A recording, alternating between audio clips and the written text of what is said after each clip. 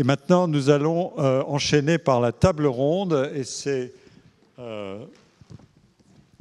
la question est posée ainsi par Nicolas qui va l'animer. Where is Boulez now? Boulez now is here, on peut dire, en tout cas pour nos 2 jours, mais voilà. Et la table ronde animée par Nicolas se fera avec nos intervenants Edward Campbell, Eric Drott, Jonathan Goldman et Catherine Losada. Donc, il y aura une certaine prédominance de la langue anglaise, mais vous serez tous attentifs et intéressés. Donc nous avons une petite heure pour échanger sous forme de table ronde. Ça va se faire en langue anglaise, comme le disait Pierre-Michel. Donc je vais tout de suite changer, essayer de rewire my brain. So the aim of this roundtable is certainly not to conclude or to offer a synthesis of the conference. It would not be an easy feat to achieve, and it's often quite hazardous or unsatisfying at the end of conferences like that. But I suggest that we try to update our view of Boulez and to connect the current debates that we've been having over the 2 days to the current dynamics of Boulez reception and Boulez research. This roundtable could be seen as a kind of projection space, an espace de projection for some of the thoughts that we've been airing. Boulez often insisted on the fact that he could have settled anywhere in the world, provided that he would benefit from excellent support and infrastructure for his projects, and he emphasized internationalism over localism and professionalism over amateurism. And this is why I think maintaining a narrow focus on the French and the Parisian aspect or scale or space for these 2 decades wouldn't be enough.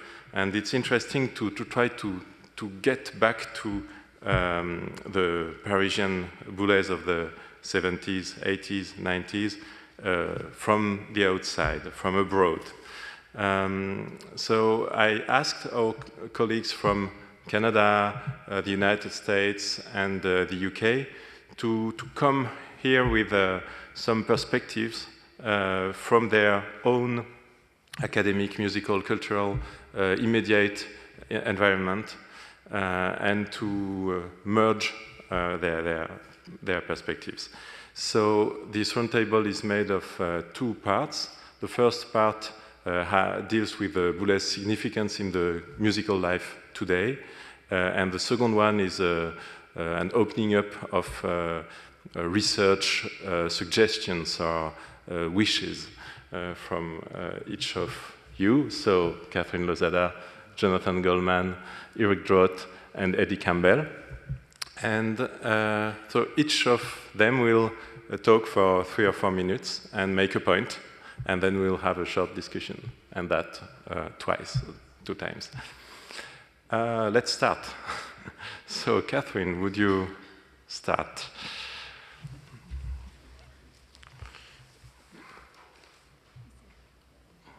Just the green button. Yeah. From his contentious article, Schoenberg is Dead, through his reflections on his own music late in life, Boulez consistently conveyed what I think should be the fundamental basis of his legacy, and that is the importance of always moving forward. A 2004 interview with Jürgen Otten encapsulates these ideas. When asked about his early and polemical article on Schoenberg, he summarizes his position. And here I'm quoting, "We have to go further than Schoenberg. Schoenberg was a classic of the 20th century, but we have to carry on after his death." In that same interview, when challenged about whether this same philosophy might sometimes be applied to him, Boulez coolly and explicitly states that it should. And he says, "One dies for oneself. The others want to carry on with their own lives. That doesn't bother me." Assessing the impact of his works, values, and ideas in the current cultural context, we must take into consideration the full connotations of this legacy, embodied in all aspects of his professional career, including his approach to teaching, programming, conducting, as well as his compositional aesthetic. In the interview I just mentioned, when asked about the influence of his works, Boulez clarifies that he never tried to influence other composers. That's why I very rarely had students. I am of the opinion that young composers have to find and follow their own path, end quote. This points to how problematic it might be to measure Boulez's reception by aspects of influence. The same thing applies to trying to measure his impact by the sheer number of performances of his own works. Wonderful as these performances are when we get to experience them, we must remember that throughout his career as an impresario, and despite his mission as conductor of transforming the repertoire played by major orchestras across the globe, Boulez programmed his own works rarely. Instead, he founded institutions like IRCAM and the Ensemble Intercontemporain, specifically dedicated to enable the continuing performance of innovative work, giving long-lasting form to this idea of always moving forward. This concept is even embedded in the aesthetic conceptions of his work and his mature ideas of a work in progress, right? For instance, the image of a spiral to reflect an evolving form, a work, quote, that is finished and unfinished at the same time, end quote. He also states that the work is both finite and infinite. When Boulez discusses what it is like to perform Retrouvez, he states, and here I'm quoting again, "Every time I perform the piece, I think there is further development. I project the piece into the future. The performance is only a moment of my life. This moment interests me far less than the continuation of the piece in the future," end quote. To conclude, I think the impact of Boulez's works, ideas, and values to a certain extent can be measured by the degree to which others have absorbed and moved beyond them, which in his own eyes would be a measure of their success.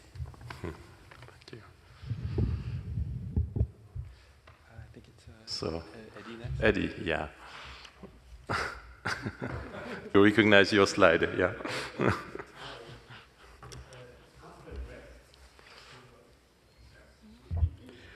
Après Brexit, je peux dire je suis 100% européen. Et j'ai le passeport le prouver. In English, asked to speak about the dynamics of Boulez's recent and current reception in musical life in the UK, I'd first of all just remember, as I said yesterday, that Boulez first came to the UK, to Edinburgh, in 1948, to the Edinburgh International Festival, where he performed with Jean-Louis Barrault, playing the Ondes Martineau in Hamlet. And he continued to come to the UK many, many times until his final performance at the Queen Elizabeth Hall in London in 2011, when he conducted Pli Selon Pli. And in the meantime, he had such a big connection with the UK, particularly in London and in Edinburgh. I was asked in an interview a few weeks ago I did for a radio programme on Boulez about performances of Boulez today. And it worried me that I didn't really have a strong idea of what was being done for his centenary year. So I actually made a list of all of the performances anywhere in the world that I could find that were being done. But I've synthesized this to the British performances, which are in the slides. And I'm not going to go through them all, but I think if you look at it, you cannot be but impressed by the number of works of Pierre Boulez that are being performed in the UK. The vast majority are in London. There's one in Cardiff, and I'm responsible in part for a little conference in Boulez that will be taking place in November in Edinburgh. When we went to the consulate at the consulate in Edinburgh, who has an office in the Institut Français, I was really shocked when he told me that they had two rooms, which they called the Salle Boulez, which was really strange. that they would have chosen Boulez of all composers.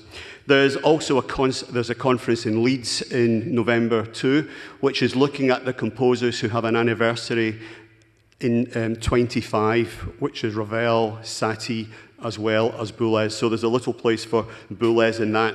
So all of these concerts, the disappointment is that Répond is not being performed, but all of the other big works are being performed by orchestra. One of the things which really impresses me at the moment, a real cause for optimism, is the number of conductors who are taking on the big works. And if I could just move outside of the UK and look at them. In 2005, Répond is being conducted by Pierre Boulez, Bas Vigers, Kent Nagano, Jonathan Knott, Norman Snay.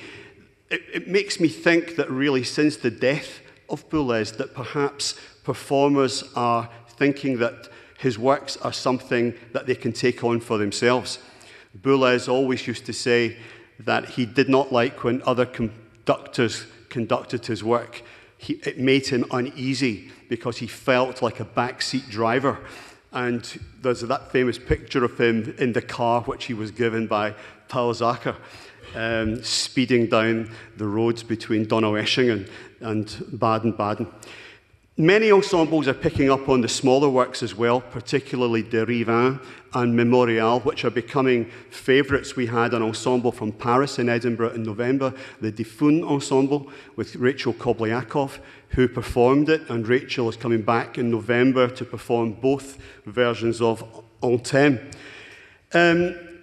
I'm also the number of recordings of Boulez's music. I've been in Paris for the last week, and already I've discovered new recordings which I did not know existed. The number of recordings of the piano music, for example, it's becoming possible, perhaps for the first time, to imagine Boulez as a subject of one of those programs which every country has, where an expert compares recordings, for example, of the Troisième Sonate. That would not have been really possible before. Finally, I want to just pick up on the work of UK publishers. I think UK publishers have really, as we say in English, punched above their weight in terms of representing Boulez. And once again, this is not at all nationalistic, but the work of Cambridge University Press, for whom Jonathan and I have our books are with Cambridge, but equally now the work of Oxford University Press and Faber and Faber, who brought out the most recent, the English translation of, I always want to say Jalon, but the English translation of Leçons, which Jonathan was involved with, very impressive volume. But going right back to the Pensez la musique aujourd'hui, translated by Richard Rodney Bennett and Susan Bradshaw as Boulez on Music Today, once again was Faber, the publication of Orientations. So all of these have taken place in England, and for me, I suppose the two big institutions would be the publishers and the BBC, which beyond the death of Boulez, it seems to me, have kept faith with his legacy. Just to say one thing which is a cause for concern, perhaps, is that I'm completely in favour of the broadening of university curricula, but with that, there's no doubt that space has become very pressed. And I think one of the areas which has perhaps suffered is the legacy of the post-war avant-garde. It's perhaps no longer so popular a subject, but also just finding time for all of that has become problematic in terms of communicating the music of this generation, including the music of Pierre Boulez, to the young. Thank you, Eddie. So I didn't fulfill the brief and provide bullet points, but some images instead. First, the good news. Like Eddie, I was kind of curious what's happening in the United States to mark the centenary of Boulez, and I was pleased to find that there are a lot of concerts and concert series that are being dedicated to him this year. Some of them are perhaps to be expected, Chicago Symphony Orchestra, Cleveland Orchestra, New York Philharmonic may be a bit more restrained. And then throughout the country, LA Philharmonic, a number of university new music ensembles are having events to mark the anniversary. So that's the good news. The not so great news is that I think that there's an open question in the United States right now about what Boulez's stature is apart from this centenary. I mean, I put up the Google Scholar Ngram, which obviously this is not to be trusted. This is not, I would not submit this as evidence for anything, but it does give you a sense of the overall kind of drop-off in mentions of Boulez in English language sources over the years. Unfortunately, I think that this is a real phenomenon that we have to contend with.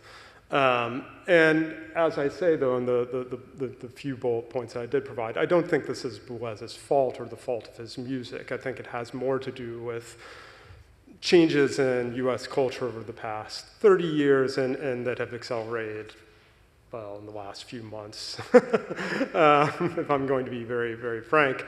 There is a growing kind of anti-intellectualism, a growing hostility to a certain kind of culture and a certain kind of set of cultural values.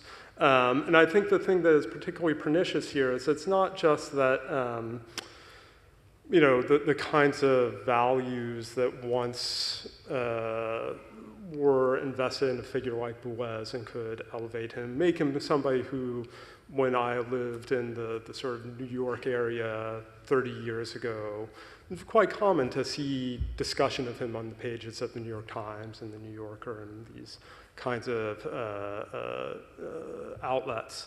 But I think that the problem is also that the broader sort of system by which a figure like Boulez is invested with value in the United States has eroded, such that I do feel that there's like almost a loss of the utopian value of autonomous culture in the United States.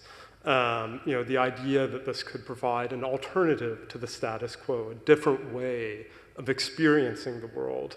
Some of those values of the historical and then the post-war avant-garde have been gradually chipped away. And I think it's instructive to compare what people call now the second Gilded Age to the first Gilded Age, when wealthy robber barons tried to launder their reputations by building museums, building concert halls, building libraries.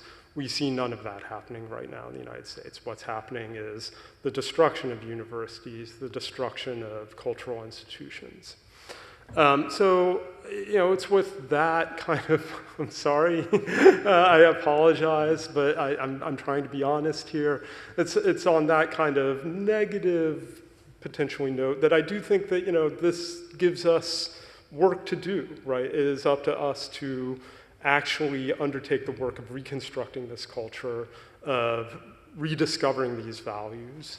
And it's why I put this quote from Pierre Bourdieu up here as something that I'd read maybe 20 years ago, one of his last writings, La culture est en danger. I think la culture est encore plus en danger maintenant. I think that he's quite right, that to a certain extent, it is the sort of person who occupies the most sort of vanguard and autonomous position who represents the kind of limit case for what we need to safeguard and protect. And yeah, I think that that's what I see as the work to be done in the years to come. Thank you, Eric. And then Jonathan.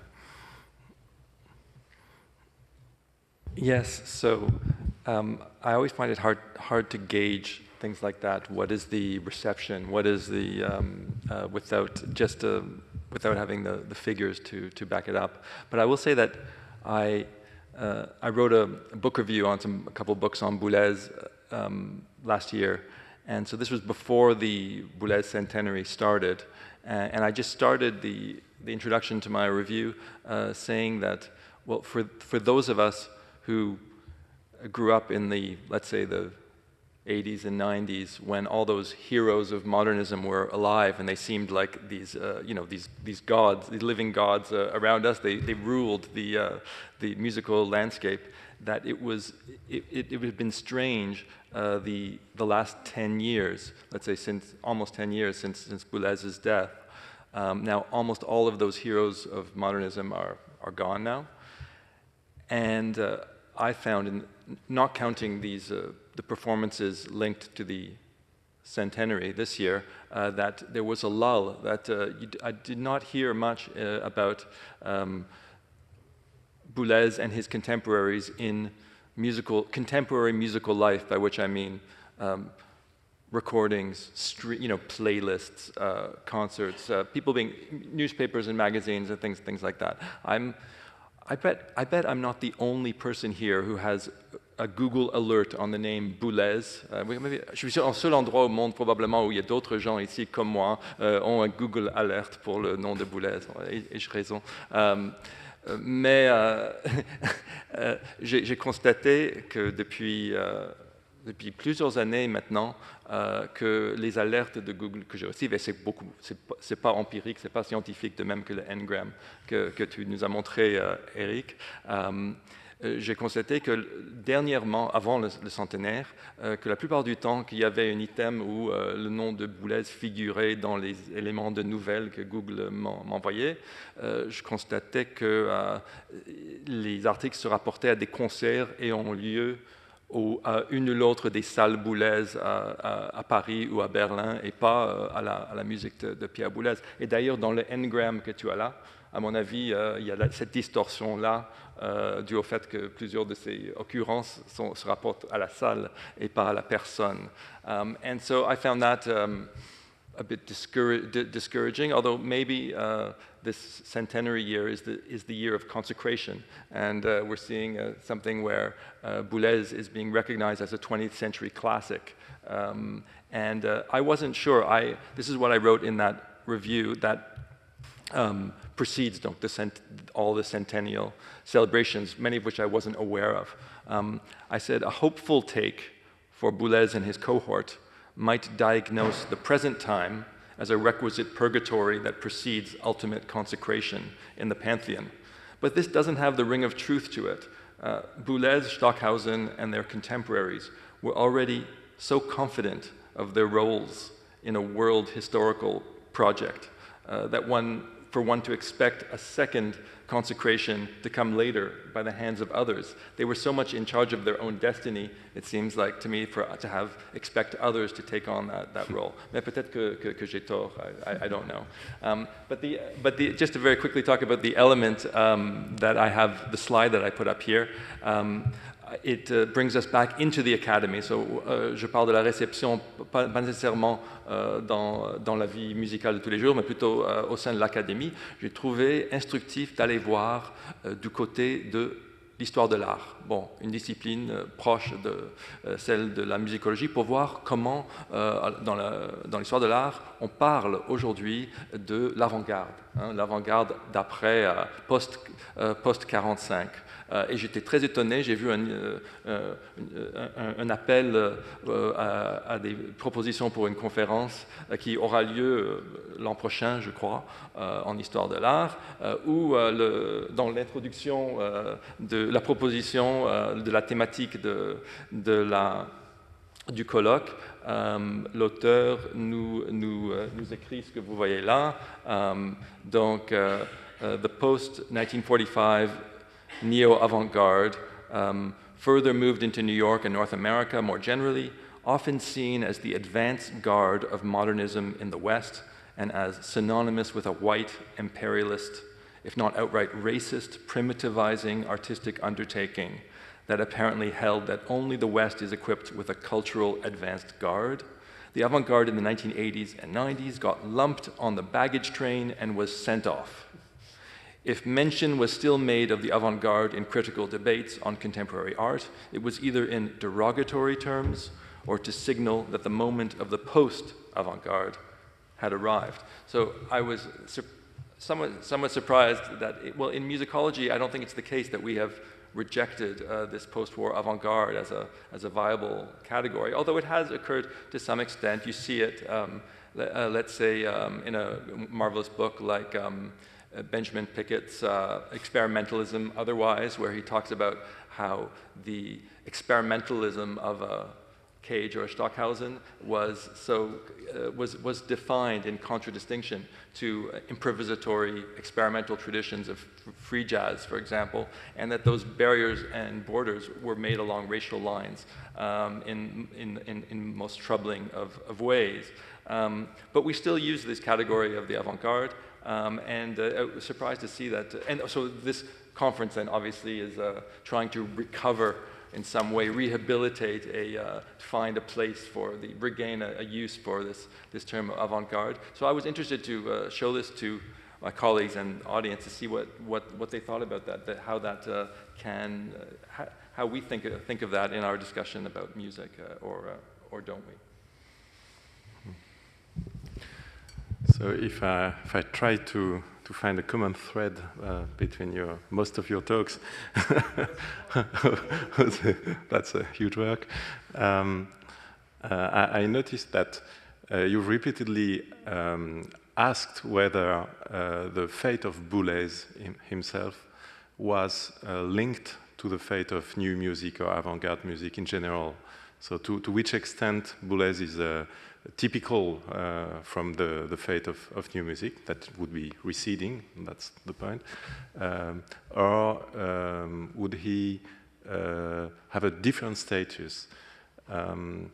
Listening to Eddie talking about the way younger or new conductors take up the gauntlet and play Boulez's pieces anew with fresh insights, I would say that perhaps in this respect he has different status, and that would be linked to what you said, which is that he worked hard to build up an infrastructure. There's a long-standing history of Boulez and some of the capitals we are dealing with, and that would not be the case of some other composers, even the very famous one of the same generation, like Nono or Berlioz.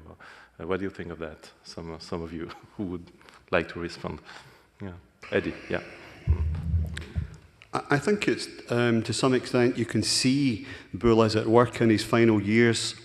It was mentioned yesterday, the Deutsche Grammophon project of the 13 CDs. But also the work he did in the Lucerne Festival Academy as well, where he had such an opportunity to work with and to teach and transmit so much to so many young people. The wonderful video which was made from that, the way that every young person who was interviewed spoke about, this was not like a grandfather, never mind a father, this was almost like a friend who was speaking to them in a paternal, in a friendly way about what they were doing and encouraging. And when you speak to composers as well, I mean, like Dai Fujikura, for example, every composer, you hear Matthias Pincher, all of these composers who had some dealings with Boulez, they always say there was never a critical word about, he wasn't interested in did he use multiplication processes or what the rhythmic processes were. He seemed to have a remarkable capacity to actually, I mean, obviously he made quality choices. He obviously had made choices that a piece was worth his consideration or not. But after that, he seemed to be very able to work with people and to inspire. That can be connected to what Catherine said at the outset, that he was kind of an impresario for others. Yeah. So he would have developed that capacity. Yeah. Just in terms of how he's faring with regard to the others, I would say that perhaps Ligeti of the generation is the composer who has perhaps captured the concert platform, perhaps more than Boulez. And as a full-time composer, well, he taught, but nevertheless he composed many more works than Boulez, but I would say, was having more success. But on the other hand, I think Messiaen's music has come into the public domain, and arguably, Messiaen's musical language is as difficult in some ways as that of Boulez, but yet people seem to have got beyond its own particular peculiarities to embrace it. And that makes me feel that there's no reason why En Termes de, for example, would not be a piece that, and many other pieces, the notation for orchestra.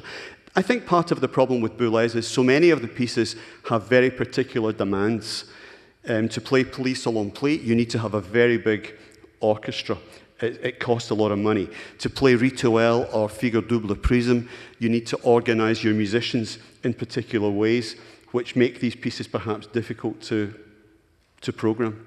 Could maybe I'll just push back against that just slightly, Eddie, and say that, yes, of course, putting on a piece like Répond requires huge demands on specific halls and not to mention electronics. But in terms of Boulez's use of electronics, if you compare it to other composers, like Stockhausen, for example, just to name one,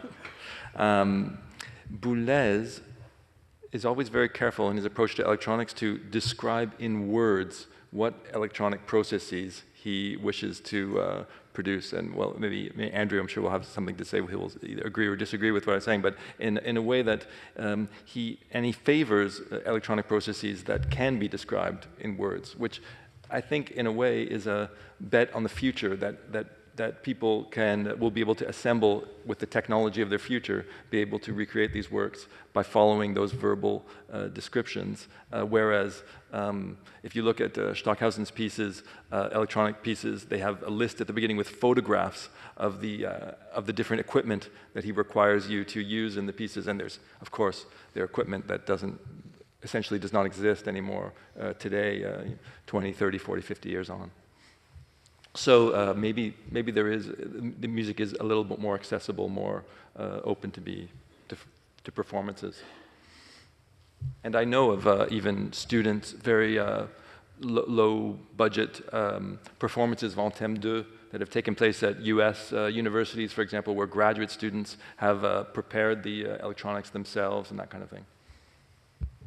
Talking about students, I remember this quote that you gave, Catherine, that others want to carry on with their own lives, and so he remits himself the fate of his music, and the music of others would be in the hands of other people with other aims, other objectives. So it's now the younger generation. There's a huge, evolution or change of taste, of cultural tastes. What you, from your own positions as professors, as teachers, how do you feel this new generation is taking up or not aspects of Boulez music, be it as listeners or performers, as Jonathan just said? Some of you. No. No, they don't listen at all.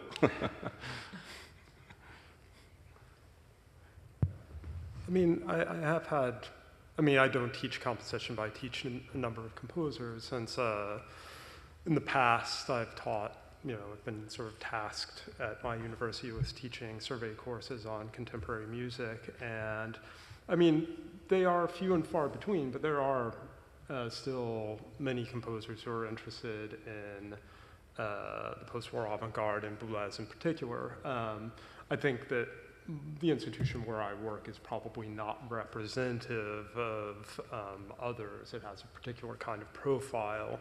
But there's still an interest. It's a very, how should I say, it's almost subcultural interest. Yeah. There's a way in which embracing this music marks you as a bit of an outsider. And I think that's good for them if that's what they appreciate. Also, am I wrong, but I get the sense that in US music textbooks, the main musical examples of Boulez that appear are of structures 1A for piano. The first piece of structure pour de piano, livre 1. C'est la seule pièce que la plupart d'étudiants américains rencontrent au cours de leurs études. C'est la pièce la plus austère que Boulez a composée de son catalogue, que même Boulez, je pense, gardait à titre de document important, très crucial dans sa démarche, mais pas celle qui illustre son langage, alors que mes expériences personnelles à présenter des œuvres comme Dérive 1 que nous avons entendu hier, ou Mémorial ou d'autres en classe, sont toujours très positives auprès des étudiants et étudiantes. Yes, I think that's a fundamental problem in the United States. This ubiquitous presentation of Structure 1A as representative of what Boulez's music was or his style was. And this has kind of proliferated in textbooks and also, I think, through just discussions by scholars who don't really know much of the other music. And I think that's one of the things that I have been fighting very strongly against with my scholarship.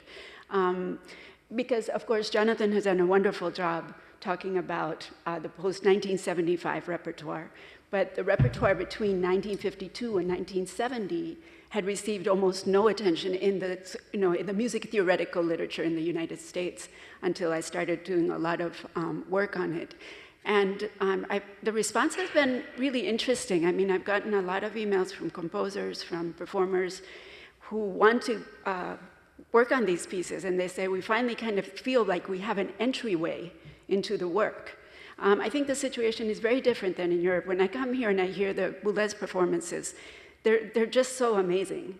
And it's clear that the performers have internalized this style and this language, but it's not the same in the United States. So maybe this is jumping ahead a little bit to, what is the future? What do we need to be working on? I think for me, this idea.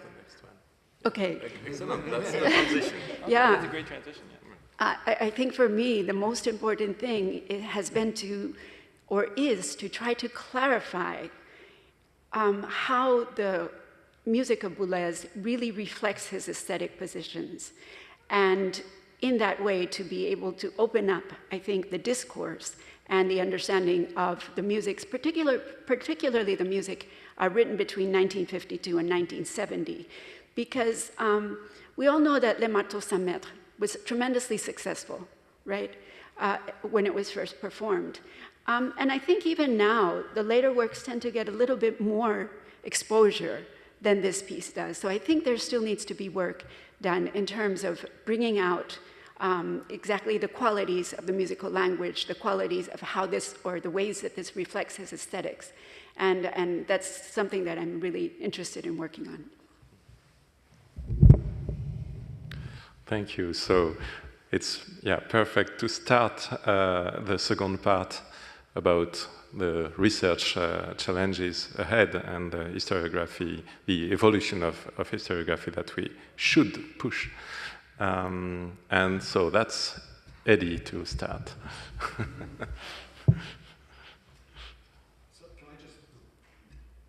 Can I just say something though?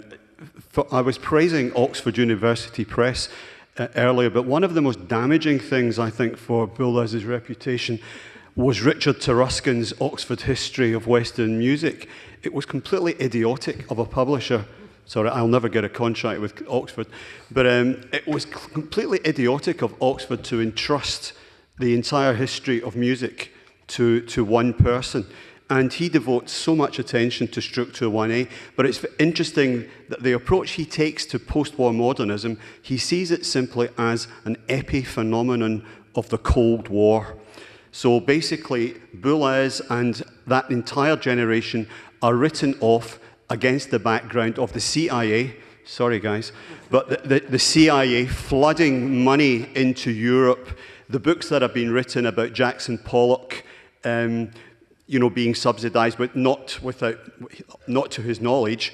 Boulez has been tarred with the same brush that that the Americans allowed all of this to happen, Nicholas Nabokov and so on, allowed all of this crazy music to happen because it would show the Russians just how liberal we were. It just shows you how much has changed, doesn't it, really, since then.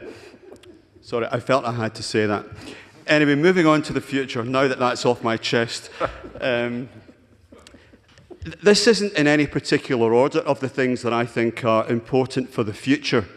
But I've read a lot of Boulez's correspondence in the Basel Stiftung, in the Sacher Stiftung, and in the Bibliothèque Nationale here in Paris. And it's amazing. The work which Philippe Albera has done recently in producing the Suvchinsky correspondence, which I had consulted extensively, and the Pousseur correspondence, is wonderful because so few of Boulez's correspondences are available. Previously, the correspondence with Cage, the correspondence with André Schaeffner is wonderful and available in English. But we don't have the Stockhausen correspondence yet, which is really integral in terms of understanding the development of music during that period. But there's also shorter correspondences with Ligeti and Elliot Carter, two close friends of Boulez during those last decades of his life. And one of the things you get from this is Boulez's incredible generosity. 3 days ago, I was in the library and I read the correspondence with Carlos Mosley, who was the director of the New York Philharmonic. And this was a correspondence which took place after Mosley had retired from concert organization and Boulez had left New York. But Mosley speaks endlessly of Boulez's generosity as a human being, that he never forgot a birthday, an anniversary, and always expressed himself so differently and with such great generosity. It's the warmth of the man that I think has to somehow overtake the technocratic relationship. George Benjamin said to me that he was introducing Boulez to his students, but their impression of the man was filtered through his earlier writings without them having any understanding of the context that Christian Merlin was talking about earlier on. But just to say, when you go to Basel, there are 20 A4 pages of just names of people that Boulez was in correspondence with, and each of those lines, each of those names opens up into a correspondence of its own. So there's so much really for any one person to really know. So it's a long way before we really have a much fuller picture of Boulez and the totality of his connections. Secondly, the study of Boulez's final scores. This is in no way to deprecate the great work of my analyst colleagues, but we're going through a phase where there's been, for the last maybe 25 years, there's been great work done in the Paul-Sacher Stiftung studying Boulez's sketches.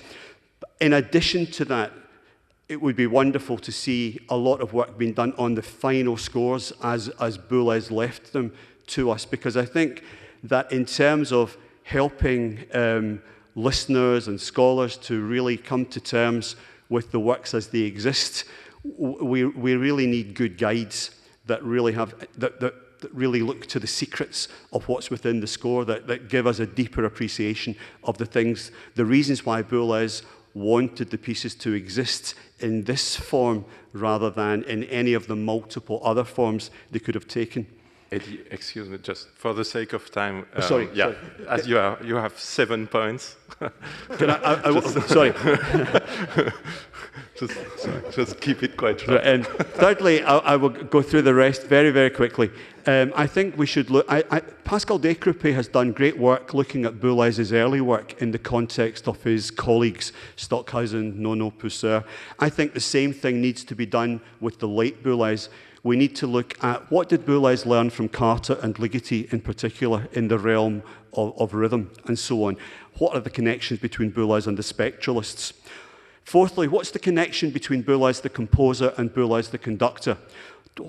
the fact that Boulez was conducting Janacek's From the House of the Dead later on, that he was conducting Szymanowski, did any of this have any impact on his own composition and so on?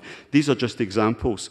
Boulez's great interest in the music of the other parts of the world, the fact he wanted to be an ethnomusicologist in the 1940s, what he discovered in Latin America, the instruments he brought back from there, the sounds of the harp in Pli Salon Pli. There's a lot of work still to be done, I think, in terms of Boulez's engagement with indigenous music from so many other cultures.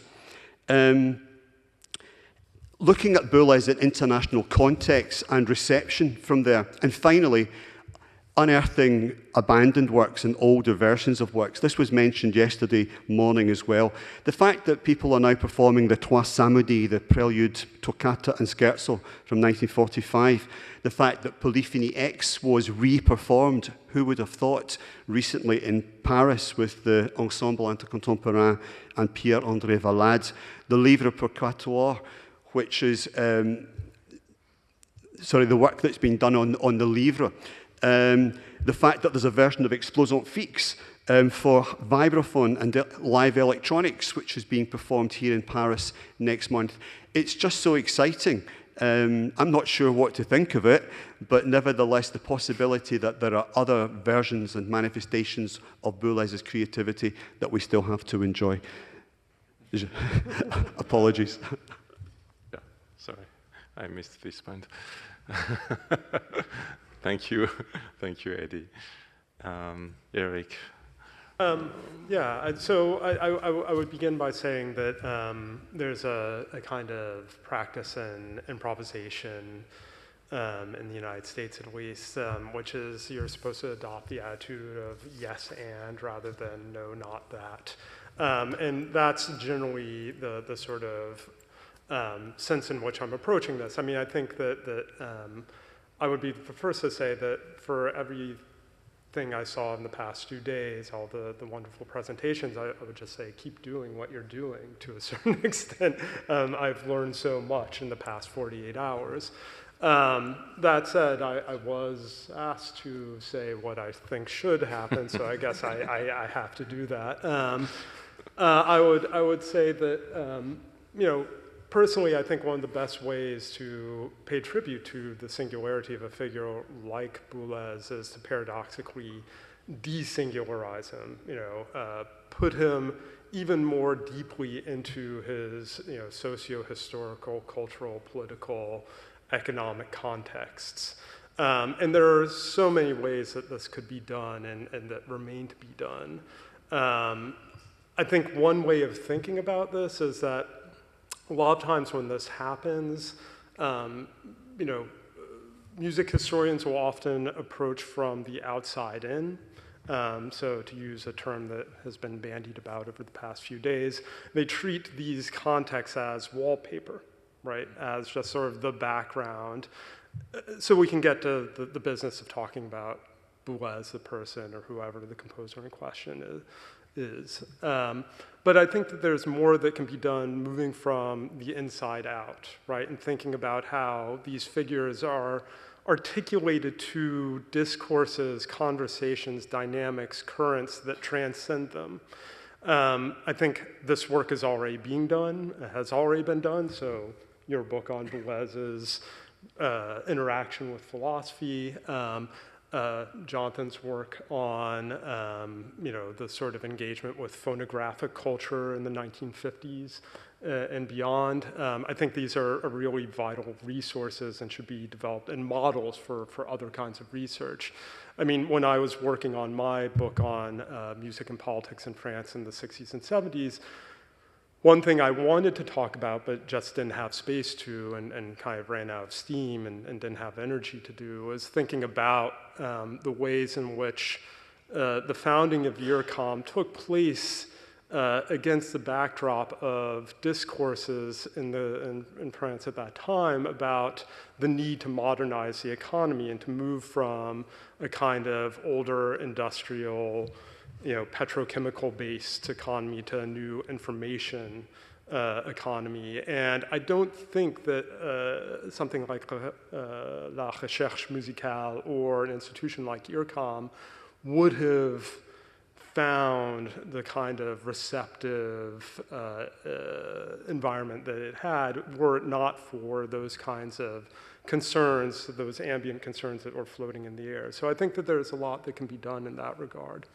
The other thing I would say is that's along similar lines, but moving more towards music is, one big trend in U.S. music theory is corpus study, so looking at often large bodies of works and trying to find patterns across them. This can be done sort of, à la main, or it can be done, using various kinds of digital automation. Obviously, I think there could be very interesting work that could be done on Boulez's own compositions, though you'd have to obviously take into account the ways in which he recycled material from one work to another that would complicate what kinds of patterns you see across his works. But I think just as importantly is to do that kind of corpus study, putting Boulez in relationship with other contemporary composers. I think it came up in one of the communications today that, the kind of general language of post-war music that he had hoped for never quite materialized, which is no doubt true, but I do think that there's often more commonalities across composers of the 1950s, 60s, 70s, 80s, and 90s and beyond than we often acknowledge in academic research. So just in conversations over the past few days, a couple of things that have come up is there really did seem to be a kind of slowing of the harmonic rhythm beginning in the 1970s and 80s in a way in which the bloc sonore served as this kind of object that then, all melodic material would be sort of extracted from. And you see that in Boulez, obviously we saw in relationship to Derive, but you see this in the work of somebody like Kaya Zariaho as well. It's sort of the basis of her musical language. And I think you can see in other composers. I mean, another thing that came up in Catherine's presentation is filtering effects, which Boulez very deliberately composes out with the reduction of a kind of bloc sonore into a single note. But you see similar processes in the music of a composer like Tristan Murail, a piece like Territoire de l'Oubli, where it begins with a big cluster that's gradually filtered out until you just have a single interval that's sort of oscillating. And that's probably a function of the fact that many of these composers were using the same technologies, right? They were all familiar with voltage control filters. So there's a way in which it makes complete sense that there would be this kind of common elements of a language between them. So those are some things that I think that research could profit from. Thank you. So Catherine, this one, as you like. You can have both.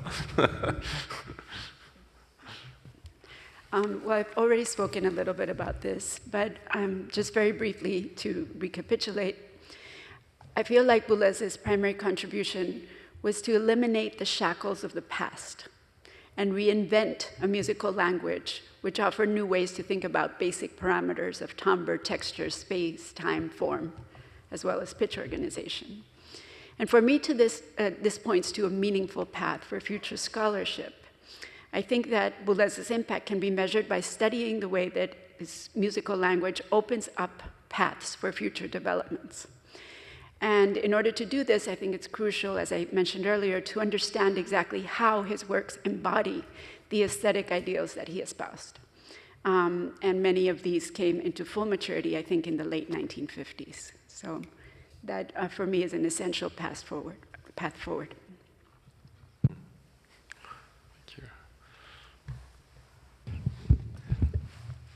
Oui, alors, bon, je pense que je vais parler en français.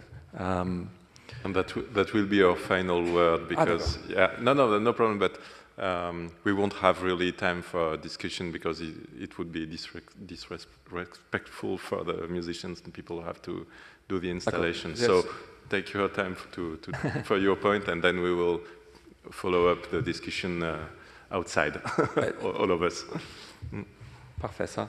Mais j'allais juste raconter que, pour ma part, une avenue, une perspective de recherche qui pour moi s'est avérée riche, c'était d'étudier la musique de Boulez et ses contemporains dans le contexte du monde, de l'univers de la phonographie, du disque.